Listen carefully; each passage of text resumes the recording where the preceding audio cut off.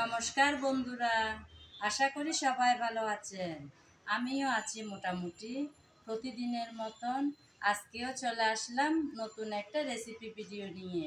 আশা করি আমার সকল বন্ধুরা আমার সঙ্গে থাকবেন। আজকে এনেছি, দেখুন বন্ধুরা, এই কচুরলতি। এই কচুরলতি দিয়ে বানাবো মজাদার একটা রেসিপি। এগুলো হচ্ছে গ্রাম থেকে আনা দেশি কচুরলতি, অর্থাৎ যে কচুরলতি পুকুর পাড়ে, রাস্তার ধারে, ঝোপে ঝাড়ে হয়ে থাকে, সেই কচুরলতি হচ্ছে এগুলো। এগুলো বাড়ি থেকে আমার জন্য পাঠিয়েছে। এগুলোর খোসা ছাড়ানো আর দেখানো হয়নি। আপনারা তো সবাই নিশ্চয়ই জানেন কিভাবে কচুরলতির খোসা ছাড়াতে হয়। খোসা তো আমি সব ছাড়িয়ে নিলাম, এখন পিস পিস করে কেটে নেব। আমি এই লতিগুলো এরকম লম্বি সাইজ করে, এরকম সাইজ করে কেটে নিয়েছি। এরকম করে একটা একটা সবগুলো কচুরলতি আমি কেটে নেব, তারপর চলে আসবো আপনাদের সামনে। একটা একটা করে সবগুলো কচুরলতি আমি কেটে নিয়েছি প্রায়।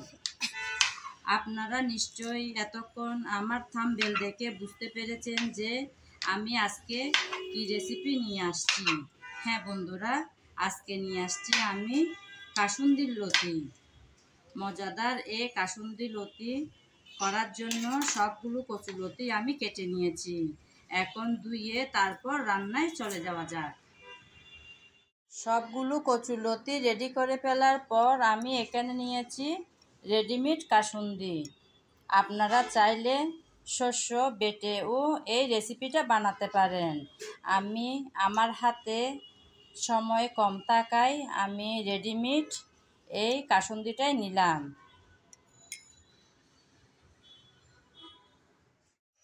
রান্নাটা বসানোর জন্য চুলায় একটা প্যান বসিয়ে তাতে আমি পরিমাণ মতো সরষের তেল দিলাম।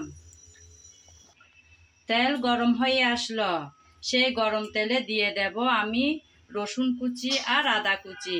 আজকের রান্নাটাতে আমি কিন্তু পেঁয়াজ কুচি বা কোনো রকম পেঁয়াজ ব্যবহার করব না, শুধু আদা আর রসুন কুচি দিয়েই রান্নাটা করে নেব। আজকের রেসিপিটা একটু আচারি টাইপের হবে, তাই আমি পেঁয়াজের ব্যবহার না করে রসুন কুচিটা একটু বেশিই নিলাম। রসুন কুচি দিয়েছি, এখন দিয়েছি আদা কুচি। আদা কুচি আর রসুন কুচি হালকা করে নেড়েচেড়ে ভেজে নেব। একটু হালকা করে নেড়েচেড়ে ভেজে নেব, খুব বেশি কিন্তু কড়া করে ভাজবো না। সামান্য নেড়েচেড়ে আমি ভেজে নিয়েছি। এখন মাঝখানে কিছুটা পরিমাণ পাঁচফোড়ন দেব, মাঝখানে দিয়ে দিলাম।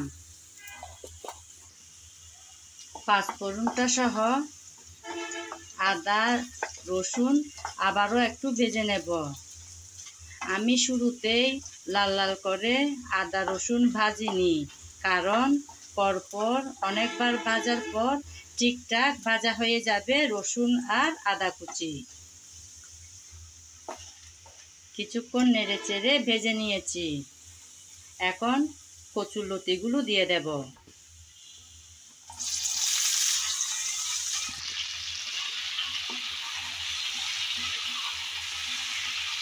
কচুরলতিগুলো তেলে ভাজার জন্য আমি আগেই দিয়ে দিলাম।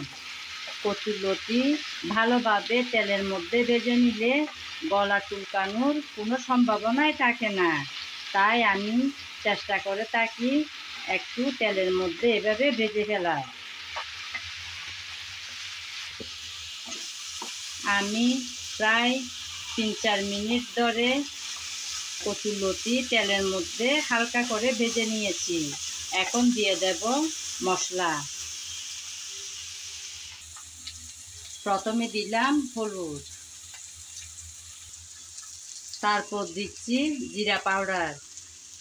এরকম আচারি কচুরলতির মধ্যে জিরাটাই বেশি ভালো হয় খেতে, সুগন্ধটাও সুন্দর আর খেতেও হয় দারুণ।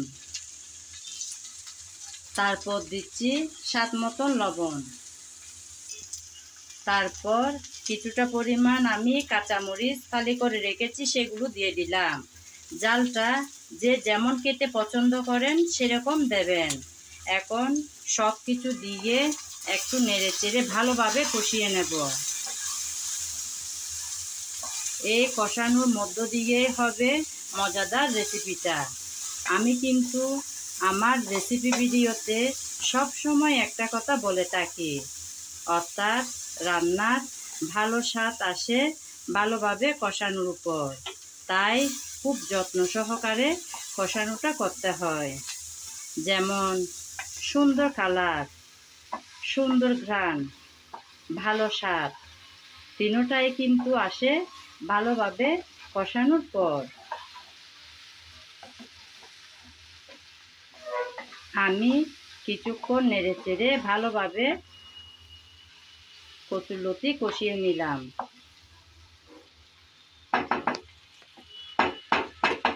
এখন ঢাকনা দিয়ে কিছুক্ষণের জন্য রেখে দেব।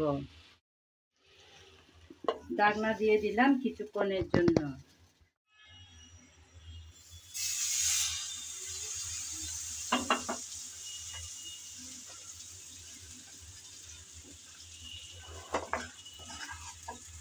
আমি কিছুক্ষণের জন্য ঢাকনা দিয়ে রেখে গিয়েছিলাম চুলার উপর। চুলাটা কিন্তু একদম ছোট করে রেখেছিলাম। চুলা যদি বড় করে দেওয়া হয় তাহলে কিন্তু নিচে পুড়ে যাওয়ার সম্ভাবনা থাকতে পারে। তাই আমি একদম ছোট রেখেই চুলার উপর বসিয়ে রেখেছিলাম। আবারও একটু নেড়েচেড়ে মিশিয়ে দিলাম। এখন আবারও কিছুক্ষণের জন্য ঢেকে দিলাম।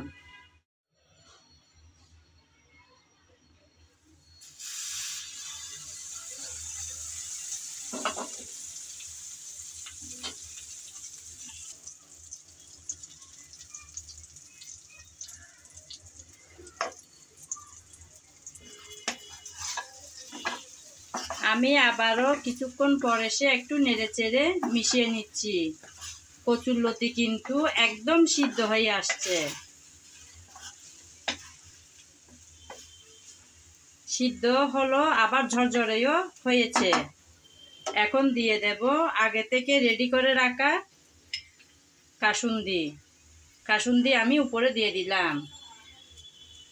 আমি তো রেডিমেড কাসুন্দি দিচ্ছি। আপনাদের যদি সময় থাকে তাহলে শস্য পেস্ট করে দিতে পারেন। কাসুন্দি দিয়ে আবারও ভালোভাবে নেড়েচেড়ে মিশিয়ে নিতে হবে।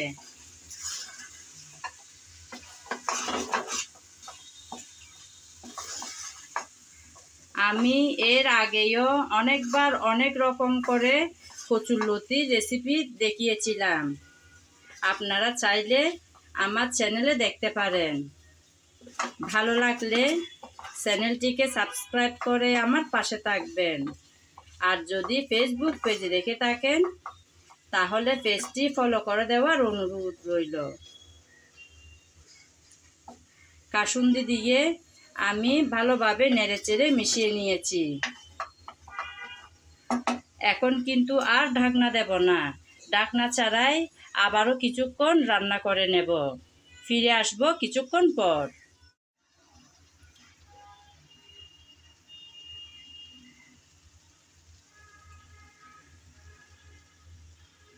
এই যে বন্ধুরা, আমি আবারও কিছুক্ষণ পর আসছি।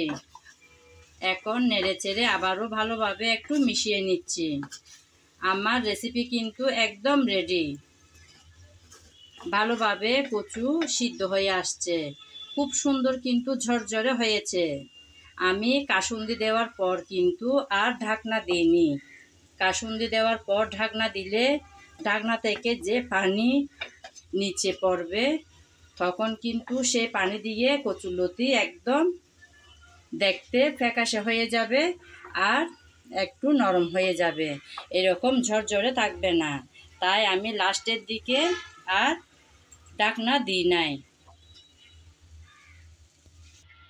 আপনারা তো দেখেছেন আমি সরষে তেল দিয়েই আজকের রেসিপিটা বানিয়েছি। এই রেসিপিটা কিন্তু অবশ্যই সরষে তেল দিয়ে করতে হবে। আপনারা যদি সর্ষ তেলের স্ট্রং ফ্লেভারটা রাখতে চান তাহলে নামানোর আগে আবারও একটু সর্ষ তেল উপরে দিয়ে দেবেন। তাই আমি দিলাম। আমি এখান থেকে কিছুটা সর্ষ তেল দিয়ে দিয়েছি, খুব বেশি না, সামান্য পরিমাণ দিলাম। দেখুন বন্ধুরা, দেখতে কতই না লোভনীয় হয়েছে। এই রেসিপিটা দেখতে যেমন লোভনীয়, খেতেও কিন্তু অনেক মজার। চাইলে আমার রেসিপিটা ফলো করে একবার ট্রাই করতে পারেন। এটা কিন্তু বড়দের পাশাপাশি ছোটরাও পছন্দ করবে খেতে। অনেকের ঘরে কিন্তু দেখা যায় ছোটরা একদম কচু পছন্দই করে না, বিশেষ করে গলা চুলকাবে বলে। আমি একদম গ্যারান্টি দিয়ে বলতে পারি, এভাবে তেলের মধ্যে ভাজলে কোনোভাবে গলা চুলকায় না। সেজন্য বড়দের পাশাপাশি ছোটরাও খেতে পারে। আজ এ পর্যন্ত। সবাই ভালো থাকবেন। নমস্কার। আগামী ভিডিও দেখার আমন্ত্রণ জানিয়ে আজ এখানেই বিদায় নিলাম।